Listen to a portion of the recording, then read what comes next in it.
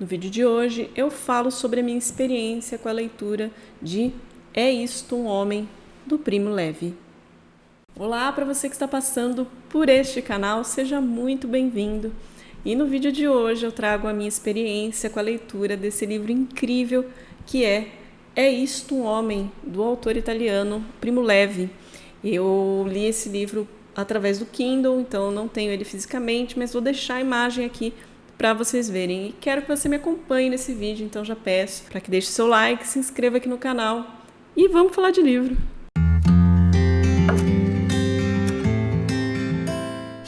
Vocês que vivem seguros em suas cálidas casas, vocês que voltando à noite encontram comida quente e rostos amigos, pensem bem se é isto um homem que trabalha no meio do barro, que não conhece paz, que luta por um pedaço de pão, que morre por um sim ou por um não.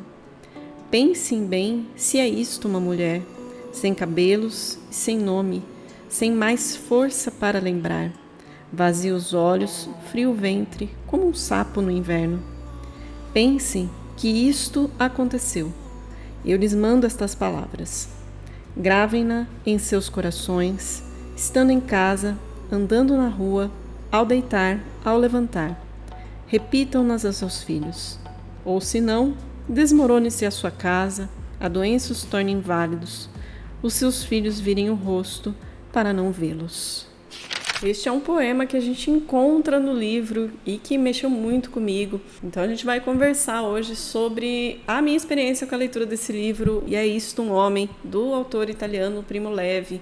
E esse é um livro que eu posso falar para vocês que é um dos livros mais especiais que eu já li na minha vida. Trata-se de uma literatura de testemunho, ou seja, o autor vai dar o seu testemunho sobre uma situação que ele passou, que no caso aqui foi a experiência dele nos campos de concentração na Segunda Guerra Mundial, em Auschwitz. Ele é um livro bem diferente do que eu já li sobre relatos de pessoas que estiveram em Auschwitz, de coisas que aconteceram ali. Ele tem uma forma de escrita bem diferente. Ele tem uma escrita bem simples, afinal de contas, o Primo Levi, ele era uma pessoa de exatas, ele era um químico e começou a escrever para nos contar como foi a sua experiência naqueles meses em que ele ficou como refém ali nos campos de concentração. Aos 24 anos, ele foi levado para os campos de concentração em Auschwitz. Em 1944, já estava bem próximo do fim da guerra, e ele ficou lá mais ou menos por 11 meses como refém, sem saber o que ia acontecer com a vida dele. E é um livro que fala muito sobre o processo de desumanização que aconteceu ali com tantas e tantas milhares de pessoas que estavam ali, que não tiveram a mesma chance que ele de sobreviver. É um livro bem diferente de relatos de pessoas que sobreviveram à Segunda Guerra, né, ao Holocausto. E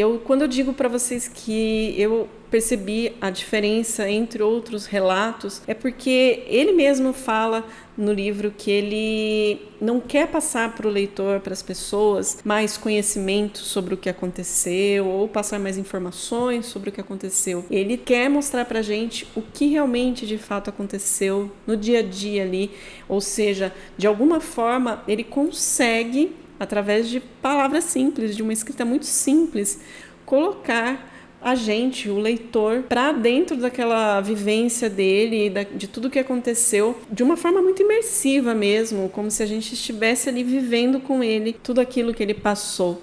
Então, você lendo esse livro, você consegue perceber isso e consegue afirmar que ele conseguiu realmente, de fato, com esse livro, passar para a gente todo o sofrimento, todas as dificuldades, toda a desumanização que aconteceu ali. Então, é realmente uma leitura bem diferente do que eu já havia lido até agora sobre o Holocausto. E a gente tem ali um relato praticamente do dia a dia dele e das pessoas que estavam em volta durante aqueles 11 meses que ele esteve preso em Auschwitz. No prefácio mesmo do livro, ele fala o seguinte: por minha sorte, fui deportado para Auschwitz só em 1944, depois que o governo alemão, em vista da crescente escassez de mão de obra, resolveu prolongar a vida média dos prisioneiros a serem eliminados, concedendo sensíveis melhoras em seu nível de vida e suspendendo temporariamente as matanças arbitrárias, ou seja, aqui ele conta pra gente que um dos fatores que fez com que ele sobrevivesse é que naquela época em que ele foi levado para Auschwitz, já estava faltando muita mão de obra nos campos de concentração. Então, ao invés de começar a matar loucamente as pessoas do jeito que estava acontecendo em todo aquele período, os soldados começaram a deixar que os prisioneiros vivessem um pouco mais, melhoraram um pouco mais a situação deles ali, para que eles tivessem mais mão de obra, durando mais tempo. Então, olha que situação, né? Então, nesse livro aqui, além de uma literatura de testemunho, ou seja, além dele relatar pra gente tudo o que aconteceu, tudo o que ele viveu naqueles 11 meses que ele esteve em Auschwitz, a gente tem também um estudo sobre a alma humana, ou seja, durante todo o livro ele fala muito sobre esse processo de desumanização que acontecia nos campos de concentração. Tudo o que as pessoas passavam ali tornavam as pessoas menos humanas, ele diz no livro, ou seja, as pessoas já não conseguiam se enxergar como pessoas, elas eram tratadas como números, pior que animais, enfim. Houve um processo gigantesco de desumanização e muitas pessoas, claro, a gente já sabe, não sobreviveram a isso. E os que sobreviveram carregaram por toda a vida, né? Todo aquele trauma, né? Então a gente vai acompanhar esse período da vida do Primo Levi, tanto antes dele ir para Auschwitz, quanto durante esse tempo que ele ficou lá. A gente, só para conhecer um pouquinho mais sobre o autor, ele tinha 24 anos nessa época, ele era um químico, e ele vai contar pra gente que ele chegou até a exercer um pouco dessa atividade de químico em Auschwitz mesmo, que foi uma das coisas que o ajudou a sobreviver ali dentro. Ele conta também pra gente que, junto com ele, foram levados aproximadamente mais 650 italianos, e de todos estes ele ficou entre os 20 que sobreviveram. Logo depois que ele saiu de tudo isso, ele passou a escrever. Ele voltou a exercer, sim, a sua atividade como químico, mas ele passou a escrever romances, poemas, entre outras coisas, sempre falando sobre esse período que ele viveu. Inclusive tem um livro que é muito famoso também, chamado A Trégua. Vou deixar a imagem aqui para vocês. Esse livro eu já li também.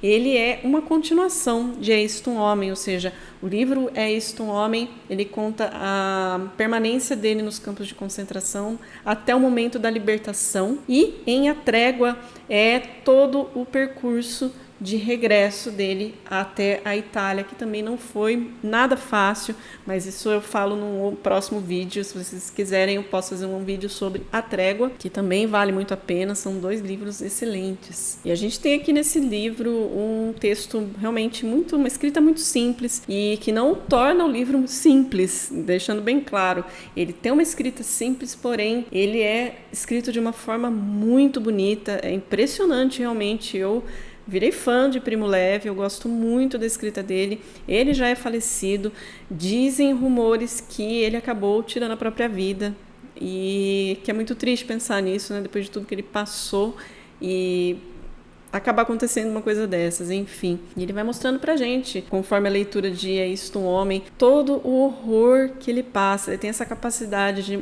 entrar nos detalhes de tudo que acontecia ali, dia após dia. Então, realmente, a gente tem praticamente um relato ali diário de tudo que acontecia com ele, em vários detalhes, coisas que às vezes, pelo menos pela experiência que eu tenho de leitura desse tipo de livro, nunca eu havia lido sobre esses detalhes, né? Então ele consegue realmente, de certa forma, fazer com que a gente entre ali naquele momento e atravesse essa fase junto com ele. Então é um livro assim realmente que deixa a gente muito triste em saber que tudo aquilo aconteceu. E como eu falei para vocês, esse processo de desumanização que aconteceu ali, ele é passado para a gente durante todo o livro, ou seja, toda a humilhação, todos os maus tratos, todo o horror, tudo no detalhe que faz com que as pessoas percam realmente o seu sentido de humanidade. Ele falava ali, quando ele chegou, assim que ele chegou ali, aqueles trens de carga, né, como muitos chegaram, as pessoas ali eram tratadas de uma forma muito brusca, muito ruim, e ninguém sabia direito o que estava acontecendo. Sabiam, tinha uma noção, mas não tinha a certeza daquele horror que eles iriam passar. Então,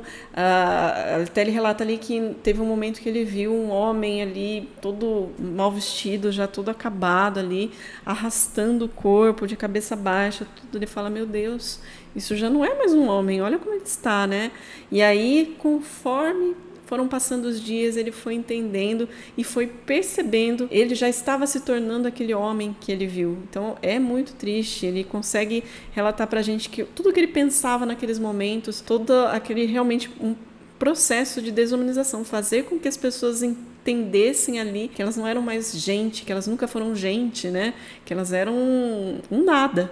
E aquilo lá vai entrando na cabeça das pessoas, direto ou indiretamente. As pessoas talvez não percebiam aquilo, mas é o que acontecia. As pessoas deixavam de ser seres humanos, eles passavam a não se importar mais com tomar um banho, com a roupa que estava vestindo, com a forma que eles faziam as suas necessidades, enfim. Não era mais uma coisa humana. E ele realmente só sobreviveu justamente pelo fato dele chegar próximo do fim da guerra, por todos os motivos que eu já falei aqui. E essa desumanização, isso é uma coisa muito interessante que ele relata no livro. Ele não fala somente sobre os prisioneiros, ele também mostra pra gente que os próprios oficiais da SS, os soldados ali que estavam ali, eles também já não tinham praticamente características humanas, eles não eram vistos mais como pessoas, porque tudo aquilo que eles faziam ali não tem como falar que uma pessoa é capaz de fazer isso. Então, ele mostra esses dois lados, tanto dos prisioneiros sendo desumanizados, quanto dos próprios soldados que estavam ali. E enquanto ele vivia todo esse horror, tudo isso que ele passou, ele via